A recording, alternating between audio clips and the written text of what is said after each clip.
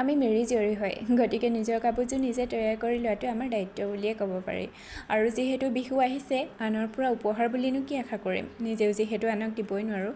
সেয়েহে আমাৰ কাপোৰবোৰ আমি নিজৰ কাৰণে কেনেকৈ তৈয়াৰ কৰোঁ আপোনালোকক অকণমান দেখাবলৈ চেষ্টা কৰিলোঁ। আমি এনেকৈ মাটিশালতে নিজ হাতেৰে বুটা কৰি এই কাপোৰযোৰ তৈয়াৰ কৰোঁ। দুদিন বেছি দেৰি হয়, বহুত বেছি কষ্ট হয়, কিন্তু এই কাপোৰযোৰ সমান আৰাম আপোনালোকে ক'তোৱেই নাপায়। লাগিলে কিনা কাপোৰেই হওক বা যিমান দামী কাপোৰেই নহওক কিয়, ডিজাইনটো আপোনালোকে যেনেকৈ বিচাৰে তেনেকৈ দিব পাৰে। মই চিম্পুলকৈ দিছোঁ কিয়নো মই চিম্পুলকৈ পিন্ধি ভাল পাওঁ, চিম্পুলকৈ থাকি ভাল পাওঁ। মাত্ৰ আপোনালোকক দেখাবহে চেষ্টা কৰিছোঁ আমি আচলতে কেনেকৈ বওঁ, কেনেকৈ কি কৰোঁ।